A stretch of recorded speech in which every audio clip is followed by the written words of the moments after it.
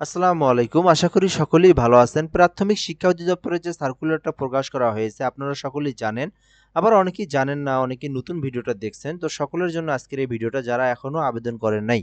তো এই সার্কুলারটা কিন্তু মোটামুটি অনেক বড় একটা সার্কুলার। ২২৪ জনকে নিয়োগ দেওয়া হবে অফিস সহকারী কাম কম্পিউটার মুদ্রাক্ষরিক পদে। আর হিসাব সহকারী পদে কিন্তু ২৪৬ জনকে নিয়োগ দেওয়া হবে। তো মোটামুটি কিন্তু বর্তমান যে রানিং সার্কুলারগুলো তার মধ্যে কিন্তু এটা একটা অন্যতম সার্কুলার। মোটামুটি অনেক বড় একটা সার্কুলার। তো আপনারা কিন্তু এই সার্কুলারটাতে যারা এখনো আবেদন করেন নাই, আবেদনটা করে নিতে পারেন। কারণ সময় কিন্তু আর মাত্র ২ থেকে ৩ দিন আছে। সো অবশ্যই আপনারা এই সার্কুলার আবেদন করতে পারেন বা আপনারা কিন্তু করবেন আশা করা যায়। তো আচ্ছা, এই সার্কুলারটা নিয়ে আজকে আমরা A to Z জানার চেষ্টা করব। এই সার্কুলারটা নিয়ে অনেকেরই অনেক কিছু জানার আছে। তো যেমন এখানে কোথায় পরীক্ষা হবে, কবে নাগাদ এটার পরীক্ষা হতে পারে, এবং এটার এডুকেশনাল কোয়ালিফিকেশনটা আমি সুন্দর করে বুঝিয়ে দেওয়ার চেষ্টা করব। ২ টা পদের কোনটার কি কাজ, কোথায় আপনাকে জয়েনিংটা কোথায় হবে। তো এই বিষয়গুলো নিয়ে বলবো। তো অনেকেই এই সার্কুলারটাকে মনে করে থাকেন যে এটা হয়তো প্রাথমিক শিক্ষক নিয়োগ মনে করে রাখেন যে প্রাথমিক শিক্ষা অধিদপ্তর, যে প্রাইমারি স্কুলের শিক্ষক, সহকারী শিক্ষক এগুলো ভেবে থাকেন। তো এগুলো কিন্তু এটা না। এটা হচ্ছে প্রাথমিক শিক্ষা অধিদপ্তরের সার্কুলারটাকে, এই বিষয়টাকে আমাদেরকে বুঝতে হবে। তো তার আগে আমি একটা বিষয় বলে নেই। এই চ্যানেলটাতে যদি আপনি নতুন হয়ে থাকেন অবশ্যই আপনি সাবস্ক্রাইব করে রাখবেন। আমাদের এই চ্যানেলটাতে কিন্তু বাংলাদেশের যত সার্কুলারগুলো আছে সকল সার্কুলার নিয়ে কিন্তু আমরা আ এই চ্যানেলে প্রকাশ করে থাকি। তো এই চ্যানেলটাতে আপনি সাবস্ক্রাইব করে রাখলে আশা করি আপনি ভালো যে সার্কুলারগুলো, রিসেন্টলি সার্কুলারগুলো আপনি কিন্তু জানতে পারবেন ইনশাআল্লাহ। তো অবশ্যই আমাদের সঙ্গে যুক্ত থাকবেন। তো যাই হোক, যে কমেন্টটা সবথেকে বেশি আসে যে প্রাথমিক শিক্ষা অধিদপ্তরের এই সার্কুলারটা কি আসলে, নিয়োগটা কি আসলে, কোথায় পোস্টিং হবে বা কি বিষয়। তো এটা দেখেন, বাংলাদেশের যে উপজেলা এবং জেলা পর্যায়ের যে প্রাথমিক শিক্ষা অধিদপ্তরের যে কার্যালয় আছে বা অফিস আছে, যেমন প্রতিটা উপজেলার কিন্তু প্রতিটা উপজেলায় কি আছে, প্রাথমিক শিক্ষা অধিদপ্তরের একটা করে আ মানে কার্যালয় আছে, তাই না? অফিস আছে। সেইখানে কিন্তু আপনার নিয়োগ প্রাপ্ত হবে। আবার জেলা পর্যায়ের কিন্তু একটা কার্যালয় বা অফিস আছে, সেখানে কিন্তু নিয়োগ প্রদান করা হবে। অর্থাৎ এই সার্কুলারটা বাংলাদেশের যে জেলাতে, যে উপজেলাতে কম্পিউটার অপারেটরের পদসংখ্যা শূন্য পদ আছে, সেইখানে নিয়োগ দেওয়া হবে। আবার যে জেলা অথবা উপজেলাতে হিসাব সহকারীর শূন্য পদ আছে, সেখানে নিয়োগ দেওয়া হবে। এটা কিন্তু কোনো শিক্ষক না। এই কমেন্টটা মেক্সিমাম ৮০% চলে আসছে যে এটা কি শিক্ষক নিয়োগ কিনা? না, এটা কিন্তু শিক্ষক না। শিক্ষক নিয়োগ হচ্ছে এই যে প্রাথমিক প্রধান শিক্ষক, এটা লেখা কি সার্কুলারের একই, অর্থাৎ অধিদপ্তর কিন্তু একই। প্রাথমিক ও গণশিক্ষা মন্ত্রণালয় অধিদপ্তর, ওটাও সেম অধিদপ্তর। দেন এইটা হচ্ছে কি প্রধান শিক্ষক পদে, এটাও কিন্তু ১১২২ জনের সার্কুলারটা চলমান আছে। আর এইটা হচ্ছে মন্ত্রণালয়, অর্থাৎ হচ্ছে এটা কার্যালয়। এটা কোনো শিক্ষক না, এটা কিন্তু ছাত্র পড়ানোর জন্য না। ছাত্র পড়ানোটা হচ্ছে প্রধান শিক্ষকের যে সার্কুলারটা প্রকাশ করা হয়েছে আপনারা জানেন। তো যাই হোক, এই বিষয়টা আমি সুন্দর করে আপনাদেরকে বুঝাই দিলাম। তো এরপরে যদি আমি বলি, এইটাতে ৩ জেলা ব্যতীত বাংলাদেশের সকল জেলার প্রার্থীরা আবেদন করতে পারবে। সো সো সেই ৩ জেলা হচ্ছে খাগড়াছড়ি, বান্দরবান এবং কি এটা? রাঙ্গামাটি, হ্যাঁ। রাঙ্গামাটি, খাগড়াছড়ি, বান্দরবন এই ৩ জেলা ব্যতীত বাংলাদেশের সকল জেলার প্রার্থীরা আবেদন করতে পারবে। অনলাইনের মাধ্যমে আবেদন করতে হবে, যেটা হচ্ছে dperteledo.com.bd, এই ওয়েবসাইট থেকে আপনাদেরকে আবেদন করতে হবে। তো এই আবেদন করতে গেলে শিক্ষাগত যোগ্যতা যেটা লাগবে, অফিস সহকারী কাম কম্পিউটার মুদ্রাক্ষরিকে আবেদন করতে পারেন। ২২৪ জনকে নিয়োগ দেওয়া হবে। ১৬তম গ্রেডের এটা একটা সার্কুলার। তো ২০১৫ অনুযায়ী বেতন স্কেল ১৬তম গ্রেডের হচ্ছে ২২,৪৯০ টাকা পর্যন্ত। ১৮ থেকে ৩২ বছরের মধ্যে হলে আপনি আবেদন করতে পারবেন। সো এই সার্কুলার আবেদন করতে গেলে যে বিষয়টা লাগবে সেটা হচ্ছে কোনো স্বীকৃতি বোর্ড হতে অনন্য দ্বিতীয় বিভাগ বা সমমানের জিপিএ সহ উচ্চ মাধ্যমিক সার্টিফিকেট থাকলে আপনি আবেদন করতে পারবেন। অর্থাৎ শুধুমাত্র এইচএসসি পাশেই কিন্তু আপনি এই অফিস সহকারী কাম কম্পিউটার মুদ্রাক্ষরিকে আবেদন করতে পারবেন।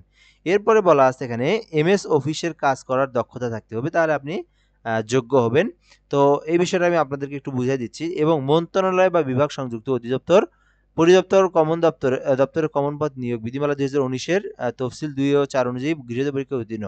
তো যখন আপনার পরীক্ষা হবে তখন কিন্তু ২০১৯ অনুযায়ী যে তফসিল ২ এবং ৪ অনুযায়ী পরীক্ষা হয়, সেই পরীক্ষায় কিন্তু আপনার বা সেই ক্যাটাগরি কিন্তু পরীক্ষা হবে বা নীতিমালা অনুযায়ী পরীক্ষা হবে। সো এখন আপনারা বলতে পারেন, যদি আপনার কম্পিউটারের অভিজ্ঞতা না থাকে বা সার্টিফিকেট না থাকে, আপনি কি এই অফিস সহকারী কাম কম্পিউটার মুদ্রাক্ষরিকে আবেদন করতে পারবেন কি? পারবেন না। তো এইটাতে আমি বলব হ্যাঁ, আপনি আবেদন করতে পারবেন। কারণ দেখেন, এইটার হচ্ছে প্রাথমিক শিক্ষা অধিদপ্তর, আমি আগেই বলে দিছি এইটার পরীক্ষা কিন্তু মনে হয় না যে ১ বছর বা ১.৫ বছরের আগে এইটার পরীক্ষা হওয়ার সম্ভাবনা নাই। কিন্তু প্রধান শিক্ষক যেটা, সেইটা আপনার ৩ মাস পরেই পরীক্ষা হয়।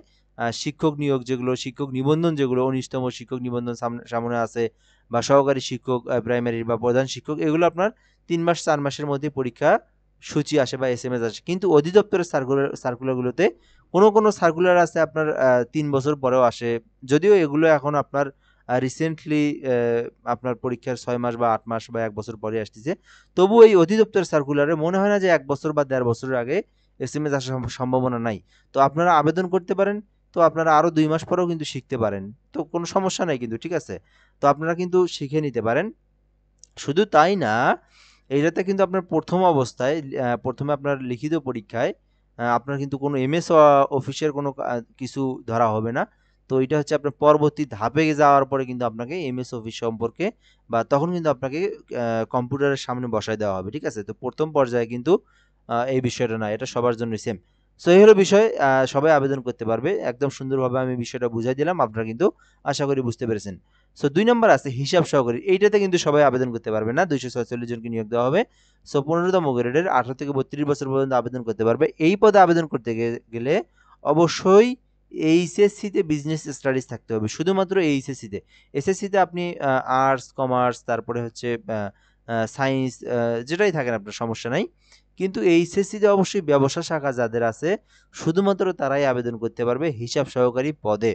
তো যারা হচ্ছে HSC pass, HSC business studies নিয়ে পড়ছেন, তাদের জন্য একটা সুবর্ণ সুযোগ এই সার্কুলারের আবেদন করতে। কারণ এই সার্কুলারটাতে এই পদে অনেকটাই কিন্তু কম আবেদন হয়েছে। সো এমএস অফিস করিবার দক্ষতা থাকতে হবে। এটাতেও কিন্তু আপনার কম্পিউটার দক্ষতা থাকতে হবে। এটাতেও কিন্তু আপনার ১৬তম গ্রেড। এটাতেও বেতন স্কেল কিন্তু ২২,৪৯০ টাকা পর্যন্ত। তো এরপরে যদি আমরা বলি আবেদনের শেষ সময় শুধুমাত্র ১২ অক্টোবর পর্যন্ত সময় আছে। ১২ তারিখেই কিন্তু আবেদনের সময় শেষ। অর্থাৎ আজকে হচ্ছে ১০ তারিখ, ১১, ১২ আর মাত্র ২ দিন আছে। ৫ তারিখে কিন্তু শেষ হবে। এর মধ্যে আবেদন করবেন dpertele2.com.bd, dpertele2.com.bd এই ওয়েবসাইট থেকে আপনারা আবেদন করতে পারবেন। তো যদি কেউ আবেদন করতে না পারেন নিজেই, বাজারে যাওয়ার প্রয়োজন নেই, আমাদের থেকেও করে নিতে পারবেন। আমাদের হোয়াটসঅ্যাপ নাম্বার দেওয়া আছে 017758 30312, 017758 30312। এই নাম্বারে হোয়াটসঅ্যাপে শুধুমাত্র টেক্সট করবেন, নো কল, নো ভয়েস। শুধুমাত্র এসএমএস করবেন হোয়াটসঅ্যাপে যে আপনি কোন সার্কুলার, কোন পদে আবেদন করবেন। তাহলে কি তথ্য লাগবে এগুলো আপনাদেরকে আমরা দিয়ে দেবো। ইনশাআল্লাহ আপনার আবেদনটা সুন্দরভাবে আমরা করে দেওয়ার চেষ্টা করব বা আমরা করে দিতে পারবো। কোনো ধরনের সমস্যা নেই। নির্ভুলভাবে আবেদন করে নিতে চাইলে যোগাযোগ করতে পারেন। তো এরপরে যদি আমরা এখান থেকে বলি ১২ তারিখের মধ্যে কিন্তু আপনাদেরকে আবেদন করতে হবে। যারা নিজেরা আবেদন করবেন, ছবি এবং স্বাক্ষরগুলো আপনারা এই অনুযায়ী ৩০০/৩০০, ৩০০/৮০ পিক্সেলের ক্রপ করে কেটে নিবেন ফটোশপের মাধ্যমে। তারপরে কিন্তু আপনারা আবেদনের প্রসেসটা করবেন। সো এরপরে যদি বলি এখানে কত টাকা পেমেন্ট ফি দিতে হবে। তো ১৬তম গ্রেডের যেটা, ১৬তম গ্রেডের পেমেন্ট ফি হচ্ছে ৳১১২। ৳১১২ কিন্তু পেমেন্ট ফি। তবে যারা নিজেরা আবেদন করবেন, তো সেক্ষেত্রে আপনার টেলিটক সিমে ৳১২০ রিচার্জ দিবেন। কেননা এটা ২ টা এসএমএস ফি সহ প্রায় ৳১২০ মতো খরচ হয়ে যায়। এই টাকা আপনাকে রিচার্জ দিয়ে আপনাকে আবেদনের ফিটা পে করতে হবে। তো আবেদনের ফিটা কিভাবে পে করবেন? এই বিষয়টা দেওয়া আছে। যারা নিজেরা আবেদন করবেন, এই অনুযায়ী কিন্তু আপনারা ফিটা প্রদান করবেন। ডিপিইআর স্পেস ইউজার আইডি দিয়ে 16322 নম্বরে পে করবেন। পরবর্তীতে আপনি ইয়েস দিয়ে আপনি পিন দিয়ে পে করলে আপনার আবেদনটা সুন্দরভাবে চূড়ান্তভাবে হয়ে যাবে। সো এইভাবে আপনার আবেদনটা করার চেষ্টা করবেন সুন্দরভাবে। তো এটার কিন্তু আপনার পরীক্ষার সম্ভাবনা হওয়ার আছে ঢাকাতে সম্ভাবনা ৭০%। তো চাইলে তারা নিজের বিভাগেও দিতে পারে। তবে ৭০% হওয়ার সম্ভাবনাই ঢাকাতে। কিন্তু পাশাপাশি প্রধান শিক্ষক পদেও কিন্তু সার্কুলার প্রকাশ করা হয়েছে। আপনারা জানেন ১১ এবং ১২তম গ্রেডের ১১২২ জনকে নিয়োগ দেওয়া হবে প্রধান শিক্ষক পদে। তো আপনি যদি অনার্স, ডিগ্রি অথবা ফাজিল যেকোনো একটা কিছু পাস করে থাকেন তাহলে কিন্তু আপনি আবেদন করতে পারবেন। এটাতে কিন্তু প্রধান শিক্ষক পদে প্রাইমারি স্কুলের আলাদা কোনো যোগ্যতা বা শিক্ষাগত কিছু আলাদা কোনো যোগ্যতা বা কাজের এক্সপেরিয়েন্সের প্রয়োজন নাই। শুধুমাত্র অনার্স পাস করছেন তাহলে আবেদন করতে পারবেন। শুধুমাত্র ডিগ্রি পাস করেছেন আবেদন করতে পারবেন। শুধুমাত্র ফাজিল পাস করছেন তাহলেই কিন্তু আপনি আবেদন করতে পারবেন। তো এই হলো বিষয়। আবেদনের পেমেন্ট ফিটা কত টাকা এবং আবেদন হচ্ছে ২৪ তারিখে শুরু হয়েছে। শেষ হবে হচ্ছে আপনার ২০শে অক্টোবর। এর মধ্যে কিন্তু আপনাদের প্রধান শিক্ষক পদেও আবেদন করতে হবে। তো এটার আবেদন ফি যদি আমরা বলি নন টেকনিক্যাল ১১তম গ্রেড। তো আবেদন করতে চাইলে, নিজেরা আবেদন করতে চাইলে এখানে ওয়েবসাইট দেওয়া আছে bpscrelated.com.bd, এই ওয়েবসাইট থেকে আপনারা আবেদন করতে পারবেন। তো এরপর যদি আমরা বলি এটার ফি দিতে হয় হচ্ছে ৳১৫০। ৳১৫০ ২ টা এসএমএস সহ প্রায় ৳১৬০ মতো খরচ হয়। তো যারা আবেদন করবেন এই টাকা রিচার্জ দিয়ে আপনারা চাইলে প্রধান শিক্ষক পদে আবেদন করবেন। যারা অনার্স, ডিগ্রি, ফাজিল পাস আছেন এবং যারা এইচএসসি পাশে আছেন তারা কিন্তু 2 দিনের মধ্যে এটাতে আবেদন করে নেওয়ার চেষ্টা করবেন ইনশাআল্লাহ। সো আশা করি আপনারা সার্কুলারটা সম্পর্কে A to Z বুঝতে পেরেছেন। কোনো কিছু বোঝার যদি সমস্যা হয়ে থাকে আপনারা আমার যে কমেন্ট বক্স আছে, কমেন্ট বক্সে আপনারা জানাতে পারবেন। আপনার রিপ্লাইটা আমরা কিছুক্ষণের মধ্যে দিয়ে আপনার সমস্যার সমাধান করার চেষ্টা করব ইনশাআল্লাহ।